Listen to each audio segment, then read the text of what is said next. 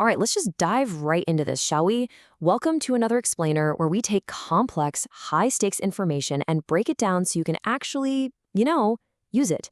Today, we're looking at a pretty massive landmark Supreme Court case that has fundamentally changed the rules of the game for maritime medical disputes.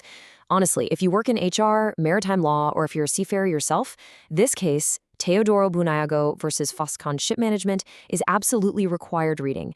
It deals with a very real, incredibly frustrating scenario. I mean, what happens when a worker gets sick? Their personal doctor totally disagrees with the company's doctor, and then the employer just ghosts them? Well, the Supreme Court finally answered that exact question, and they laid out some extremely strict new rules that we all need to know. So here's our roadmap for today. First, a seafarer's medical dispute. Second, the third doctor rule. Third, when employers ignore requests. Fourth, the new referral guidelines. Fifth, the unexpected plot twist. And finally, number 6, balancing labor and capital. Okay, Section 1, a seafarer's medical dispute, the case of Teodoro Bunayag. It's kind of wild how quickly a routine illness can snowball into a classic he said, she said legal nightmare. Let's look at the timeline here. Back in July 2016, Bunayag, who was a chief cook, started having a cough, fever, and difficulty breathing while out at sea.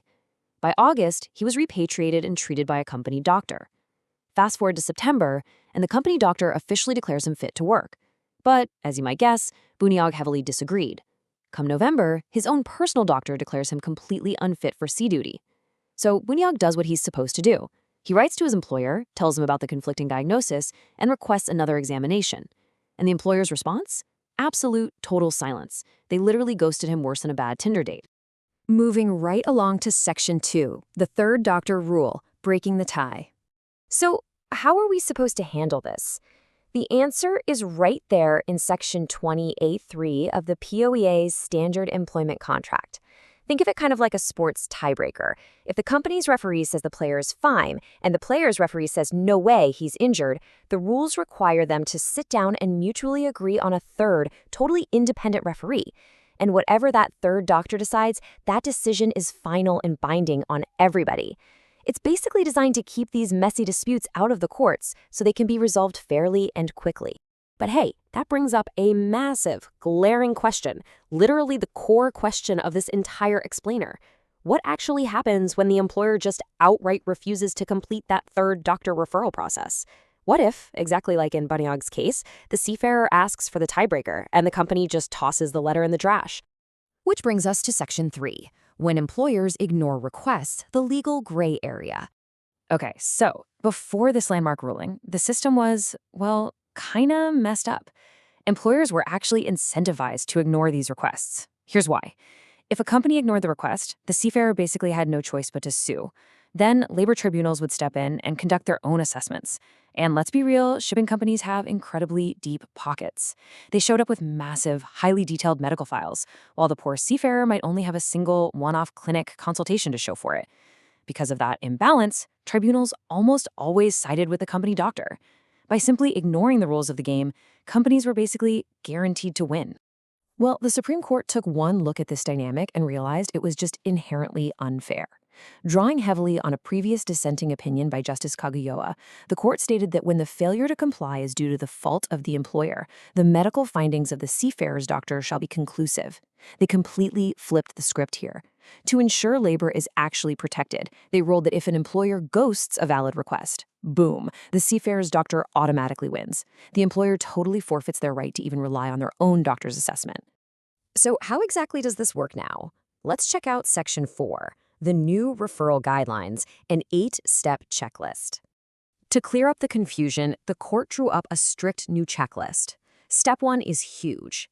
The seafarer must request the third doctor in writing, and, this is crucial, they have to attach a medical report or abstract. They can't just fire off a vague demand. They literally have to prove a doctor actually examined them. Then, Step 2. The employer now has a strict, non-negotiable 10-day deadline to reply. If the employer agrees, Step 3 kicks in, giving both parties 15 days to mutually secure that third doctor. But what if the employer still decides to ghost them? Step 4, the seafarer can immediately file a formal complaint. Step 5, During the initial mandatory conference, the labor arbiter will step in and give everyone one last, final chance to secure a third doctor. And step 6? This is where the new rule really shows its teeth. Whichever party refuses to cooperate at this stage bears the ultimate penalty. If the seafarer drags their feet, the company doctor's assessment becomes binding. But if the employer refuses, or if they ignored that initial 10-day deadline back in step 2, the seafarer's doctor's assessment becomes the binding truth. Now for the fun part. Section 5. The unexpected plot twist. The twist ending. So let's apply everything we just learned back to our guy, Bunyag. The company completely ignored his written request, right? They totally violated the new guidelines. Therefore, following the Supreme Court's very own logic, the employer's medical findings should be thrown right out the window. Bunyag's personal doctor should automatically win by default, and Bunyag should be walking away with his $60,000 disability claim. Case closed, right? But did he actually win? Actually, no. Bunyag lost. And this highlights an absolutely crucial exception to these new rules. The Supreme Court made it very clear that while an employer will absolutely be penalized for ghosting, a medical claim still requires, actual science. The company doctor performed extensive testing, drained fluid from Bunyag's lungs, ran multiple ultrasounds, and monitored him for a whole month. And Bunyag's personal doctor? 0 tests. Literally none. He based his entire conclusion on what the court dryly called popular observation and wrote up a totally vague medical abstract. Listen, a doctor's opinion simply cannot be binding, even as a legal penalty, if it completely lacks a fundamental scientific basis. Let's zoom out a bit for Section 6, Balancing Labor and Capital, Law and Economics. To really wrap our heads around why the court handled it this way, we've got to look at the concurring opinion of Justice Leonenin. He viewed this entire case through the fascinating lens of law and economics. He wrote that occupational hazards are internalized through a claim of damages paid by the employer. What does that mean? Simply put, an injury at sea is an economic cost. The law naturally wants the employer to bear that cost because, at the end of the day, they are the ones who control the safety of the ship. But for this whole system to work efficiently, the claims have to be legitimate. The court is more than happy to force an employer to the negotiation table, but they absolutely will not force them to pay out a medical claim that's built on thin air. Okay, so what's the bottom line here? What are the actual practical takeaways from this massive legal shift? Well, if you are a seafarer or an employee relying on a second opinion, you can't just fire off a generic demand letter anymore. You absolutely must attach a detailed medical report from your doctor. If you're an employer or an HR professional, you can no longer afford to just ignore these requests. You now have a strict 10-day window to reply, or you risk automatically losing the dispute. And for both sides, the golden rule remains. Your medical claims must have a strict scientific basis. No amount of clever legal maneuvering is going to save an assessment that totally lacks medical evidence.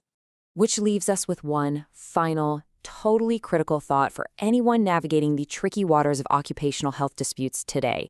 If your procedures or your files were challenged right this very minute, does your medical evidence actually carry enough scientific weight to withstand the scrutiny of the highest court? Thank you so much for hanging out with me for this explainer. Keep your evidence strong, definitely mind those new deadlines, and I will see you next time as we continue to break down the information you really need to know.